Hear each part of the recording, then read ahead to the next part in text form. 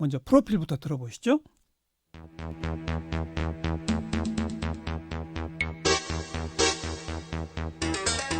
이름, 채권의 공정한 추심에 관한 법률 일부 개정 법률안 발의, 민주당 재윤경 의원의 38인 생년월일 2016년 6월 14일 계류일 1105일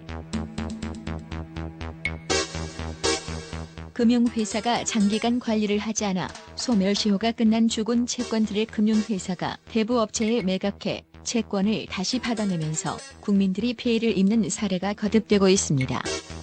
이를 근절하기 위한 이른바 죽은 채권 부활 금지 법안이 발의됐지만 여전히 계류 중인데요. 악의적 채권 추심으로 고통받는 서민들의 눈물을 20대 국회가 닦아줄 수 있을까요? 네, 채권의 공정한 추심에 관한 법률 일부 개정 법률안 대표 발의하신 더불어민주당 재윤경 의원 어서 오십시오. 네, 안녕하세요. 네, 재윤경 의원 비례대표로 초선이시죠? 네네. 국회의원 하시기 전에 뭐 하셨죠? 사회적 기업하고요. 이런 채권, 죽은 채권들을 다시 살려내서 조금 야만스럽게 추심하는 행위들에 대해서 좀 사회적으로 알리고 그리고 또 이거를 근본적으로 이제 제도 개혁을 해보자는 의미로 주빌리 은행이라는 단체를 만들어서 예. 활동을 했었습니다. 주빌리 은행. 네. 그 전에 뭐 에듀머니? 예, 에듀머니라는 사회적 기업에서 저소득층의 이런 여러 돈과 관련된 상담과 교육을 진행을 했었고요. 네. 그 과정에서 이제 이런 그 어이가 없는 일들이 벌어지고 그렇죠. 있다는 걸 좀 알게 됐습니다. 그렇죠. 네, 그러니까 국회의원 되신 거는 이 법 만드시려고 되신 거예요. 네네, 그죠? 네 맞습니다. 그러니까 이제 뭐 어찌 보면 사회생활 하시면서 줄곧 문제 제기하셨던 거를 입법화하기 위해 네네, 법률안 내신 게 국회의원 되고 불과 한 2달 만입니다. 그죠? 네, 네 맞습니다. 근데 아직도 통과가 안 됐네요. 예, 굉장히 안타깝게 생각하고 있고요. 뭐 다행인 것은 이렇게 여러 행정 조치 혹은 뭐 이 다양한 형태의 그 감독 규정들은 마련이 돼서 지침들이 마련이 돼서 네. 행정 지도는 하고 있습니다. 근데 이거는 법률적 구속이 안 되기 때문에 사실상 그렇죠. 이런 행위들이 반복되어져도 예. 권고는 할 수 있으나 그거를 법률적으로 문제 삼는 데는 한계가 있어서 예. 반드시 법안이 통과될 필요가 있습니다. 이제 좀 하나하나 설명해 주세요. 네네. 이미 사망한 채권 부활시키는 걸 금지하는 법안. 제가 이렇게 얘기했어요. 네네. 채권이 사망도 합니까? 민법에 의해서 그 채권은 5년 연체일로부터 5년이 지나면 소멸시효가 완성된다라고 얘기를 합니다. 그러니까 한마디로 그래요? 예. 채권이 갖고 있는 그 권리 행사 자체가 이제 죽어버리는 거죠. 예. 채무자들도 갚아야 되는 의무가 죽는데요. 뭐 이쯤 되면은 5년 겨우 연체 5년 했다고 채권이 죽으면 누가 빚을 갚겠느냐 5년 동안 버티지 이렇게 얘기를 하는데 도덕적 해이 뭐 이런 네네. 거. 예. 근데 5년 동안 뭐 금융회사나 이런 채권자들이 아무런 행위를 안 하고 그냥 내버려둔 상태에서 5년이 경과하는 건 아니고요. 아니 돈 빌려준 사람이 5년 그렇죠. 동안 가만히 있는 경우가 어디 있습니까? 맞습니다. 근데 예. 할 수 있는 그 다양한 형태의 법 조치들을 다 했음에도 불구하고 상환 불능으로 인해서 못 갚는 채권이라고 봐야 되겠죠. 그래서 법으로도 그 5년이라는 시효 완성의 기준을 마련한 이유가 바로 취지가 거기 있다고 보여지는 거거든요. 그러니까 네. 5년 동안 채권 행사를 집요하게 할 수 있는 여러 형태를 다 했음에도 불구하고 이 상환이 완료되지 못한 것은 그만큼 채무자의 상환 능력이 그걸 감당할 수 없다는 것을 보여주는 것이다 해서 예, 5년 예. 지나면 소멸을 완성시키는 것으로 법은 그렇게 돼 있는데 예. 문제는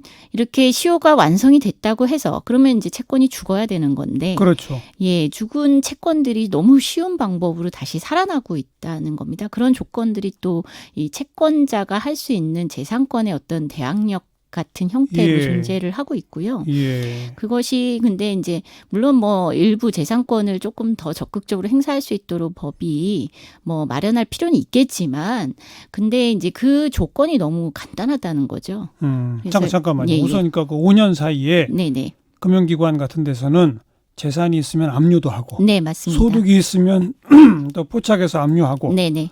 그렇게 하려고 열심히 했음에도 불구하고 안 된 것. 네네. 이게 이제 사망했다는 거 아니겠습니까? 맞습니다. 소멸시효. 네. 압류할 수 있는 재산도 없고 압류할 수 있는 소득도 없고 그리고 수차례 방문을 하고 네. 수차례 전화를 통해서 채권 상환을 독촉을 했음에도 불구하고 안 된 경우. 예, 할 수 있는 그 사람의 소득이 없는 좋습니다. 거죠. 네. 그런데 어떻게 부활시켜요? 굉장히 간단한 방법인데요. 그러니까 제가 처음에 그 사례를 접했을 때 놀라웠던 게 그거거든요. 그러니까 본인이 이제 뭐 20여 년 전에 사업을 하다가 그게 사업이 잘못돼서 많은 빚을 짊어지고 이제 예. 결국은 이제 도산을 한 사례인데 예. 근데 20년 동안 제대로 된 경제 활동을 할 수 없을 정도로 그 채권 추심에 쫓겼죠. 근데 20여 이미 년 신용불량자는 돼 있을 그렇죠. 거고. 네. 그리고 20여 년 전에 너무 오래 전의 기억이고 갑자기 이렇게 사람이 사업을 하다 도산을 하게 되면은요.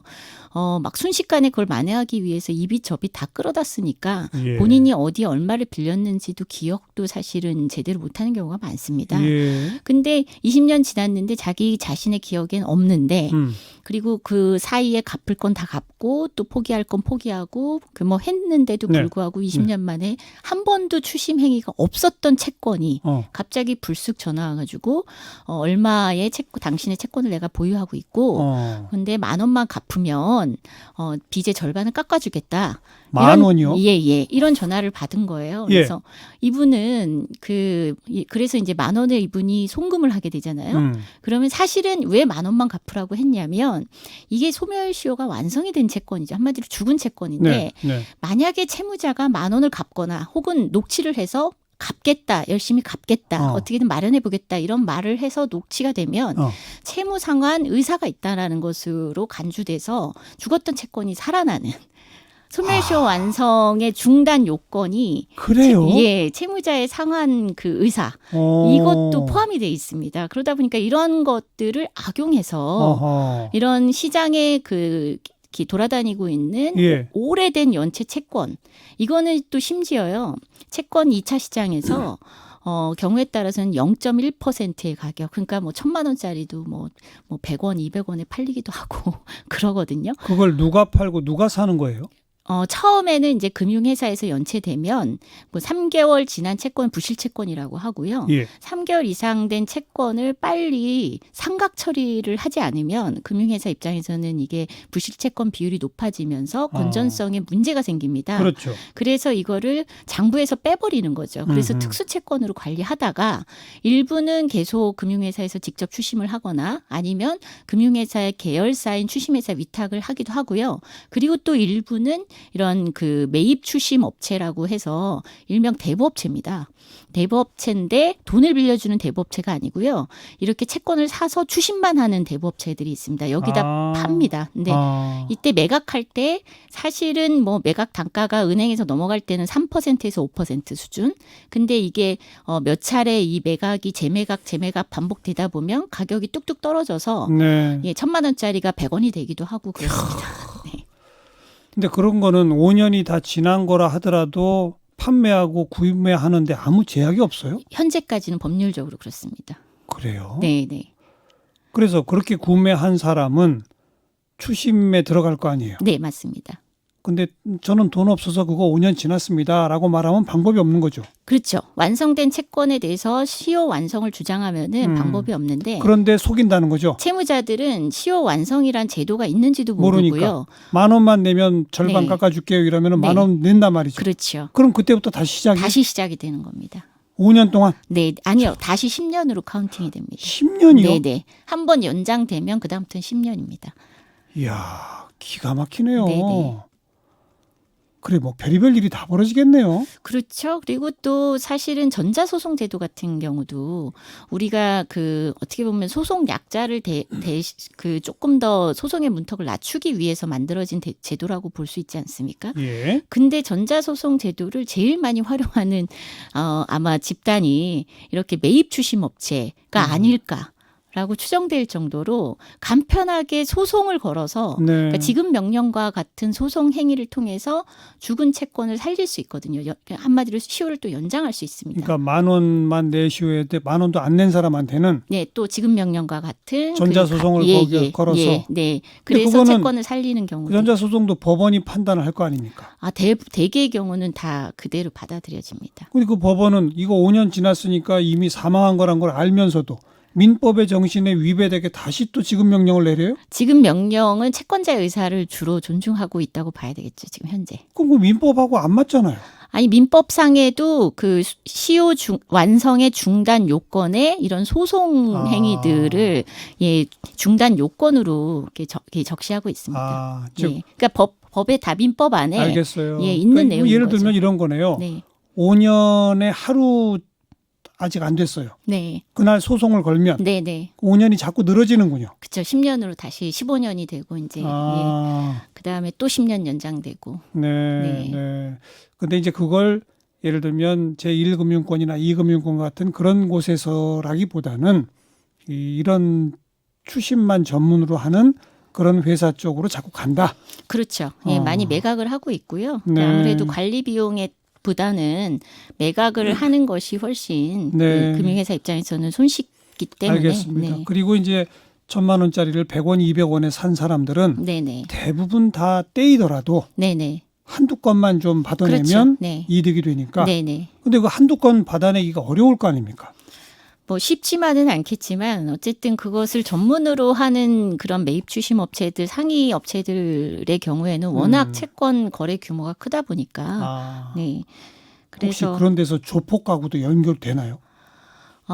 그렇게 보는 것은 뭐 좀 과잉인가요? 네네 그렇게까지 안 해도 조폭은 사채 쪽인가요? 네 그렇게까지 안 해도요. 사채 쪽이 많고요. 왜냐하면 조폭의 경우에는 그 뭐 예를 들면 불법 행위잖아요. 그러니까 그 사채의 경우에는 대부분 이제 불법 대출이라고 볼 수 있거든요. 그래서 그러면 불법 대출을 추심하는 행위에서 추심 행위도 불법적일 수밖에 없기 때문에 그렇게 연결하고요. 매입 추심 업체 같은 경우는 굳이 그럴 필요가 없습니다. 법률적 수단이 너무 많기 때문에 채무자를 괴롭힐 수 있는 사실은 채무자를 감치할 수도 있거든요. 감치? 네.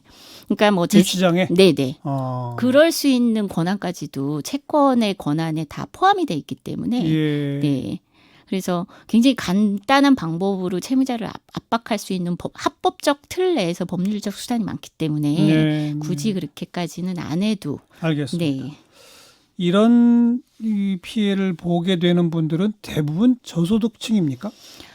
아무래도 저소득층이겠죠. 이제 그렇지 않으면은 뭐 소득이 일정 이상 있거나 재산이 뭐 일정 규모 이상 되면은 포착 안 되기가 어렵죠. 그거. 네네. 그래서 뭐 그거를 의도적으로 숨기고 빚을 안 갚으려고 하는 일부의 사람도 있을 수는 있습니다. 근데 그런 경우에는 뭐 이런 이 제도와 무관하게 그거는 지나치게 자기 방어를 많이 하는 탈세하시는 분들 같은 수준인 거고. 근데 대개의 경우 이런 불법 이게 부실채권 시장에서 오래된 연체 채권으로 인한 그 추심의 고통은 이 어려운 분들, 심지어 그 추심에 너무 장기간 노출돼 있다 보니까 사회하고의 단절도 굉장히 높으신 분들입니다. 도망치시는 분들. 그렇죠. 그래서 이 관계를 끊거나 그리고 또 사실은 주소지도 불분명하거나 이런 경우가 많고요. 그래서 뭐 미국에서 그 엘자베스 워런 같은 경우에도 이런 그 채무자들 빚을 갚지 못하는 채무자들에 대해서 정치적 투명 인간으로 전락하고 있다. 이렇게까지 표현을 할 정도로 정치적 투명 인간. 네. 우리 사회도 이 문제가 굉장히 심각하거든요. 사실 올해도 벌써 2건의 그 가족 그 동반 자살 사건이 있었는데요. 그리고 예전에 뭐 세모녀 사건 이런 경우도 다 그 채권 추심하고 관련이 있습니다. 그래요? 그러니까 추심을 받다 보니까 사회와 단절이 되는 거죠. 그리고 고립되고 극도의 절망감에 휩싸이게 되고 그러면서 사실은 이런 극단적인 선택을 하는 경우가 많다는 거죠. 그래서 정치적 투명 인간이자 사실 우리 사회의 여러 측면에서 봤을 때는 경제적 손실이 어마어마하다고 볼 수 있죠. 네. 이분들이 왕성하게 사회활동을 해야 맞습니다. 그래야 그나마 경제에 보탬이 될 텐데 네네. 그런 취지로군요. 게다가 그래서, 예. 숫자도 적지가 않습니다. 자, 사실. 지금 제가 그걸 네. 물어보려고 그랬어요. 네. 총 어느 정도 규모고 몇 명 정도가 지금 이런 그 대상이 되는 겁니까? 그러니까 지금 2016년 말 기준에서 그 소멸시효 완성 채권 그 규모만 이제 9조 9천억 정도 되고요. 예. 지금 141만 건 그 한 해만 그 한 해 말 기준으로만 그렇고요. 예. 그 뭐 지금 한 12조 원 규모 된다고 하는데 예. 이거는 그 소멸이 완성된 채권인데 소멸 완성도 5년만 기준으로 하지 않고요. 대부분의 경우 쉽게 연장한다는 걸 기준으로 했을 때 뭐 25년인 경우도 있고 35년인 경우도 있습니다. 아까 얘기하듯이 뭐 소송도 하고 뭐도 하고. 예. 예, 그래서 소멸 완성된 채권이 거의 10조 원에 달하고 12조 원 정도 된다는 것은요. 사실은 그 장기 연체 채권이 어마어마하다라고 보여지고요. 그렇죠. 보통 그 장기간에 걸쳐서 채무를 갚지 못하는데 연체되고 있는 채권을 한 300만 건 이상으로 추정을 하고 있습니다. 네. 그러니까 사실은 그 300만 건 이상이면은 우리 그 경제 활동을 해야 되는 아주 귀한 노동력이 그만큼 경제 활동에 복귀를 못 하고 있다는 걸 그렇죠. 의미하고 네. 이분들이 정상적으로 소비 생활을 할 수 없는 예. 사회와 단절된 예. 생활을 한다는 것은 예. 우리 국가 경제 전체에 굉장히 그 위험 요소라고 보여지는 규모가 거죠. 어마어마하군요. 네, 어마어마합니다. 네. 그래서 이번에 법을 어떻게 바꾸면 이걸 근절할 수 있다는 겁니까? 일단은 법률적으로 저는 근본적으로 그런 생각을 했거든요. 그러니까 채권이 1,000만 원짜리인데 5만 원 주고 사고 500원 주고 산 채권도 권리 행사를 100%다 하게 하는 것이 과연 정당한가?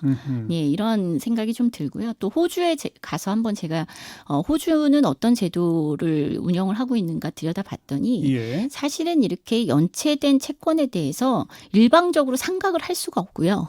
채무자에게 반드시 왜 연체하고 있는지 그 정상적으로 갚을 수 있는 조건을 어떻게 하면 다시 만들 수 있는지에 대해서 상담을 의무화하게 돼 있습니다. 예. 예. 그래서도 못 갚고 연체하게 되면은 그럼에도 불구하고 이것을 다시 이렇게 매각하는 행위 자체는 금지돼 있고요. 네. 채무자와 연락이 아주 안 되는 경우만 매각하도록 이렇게 해놨습니다. 그래서 근데 이제 저희는 뭐 거기까지 가는 법도 제가 사실 내놓긴 했는데 그거는 아주 꿈 같은 얘기고 최소한 예. 죽은 채권이라도 다시 살아나지 못하도록 하자. 그리고 죽은 채권에 대해서는 소멸시효 완성 여부에 대해서 채무자에게 알릴 것을 고지 의무화하자. 자, 소멸시효가 완성됐다고 하는 걸 채무자에게 네네. 반드시 고지하라. 고지하도록 하는 거. 그리고 완성된 채권에 그 대해서는 채권은 매각 매입 금지. 매각 매입도 좀 까다롭게 하고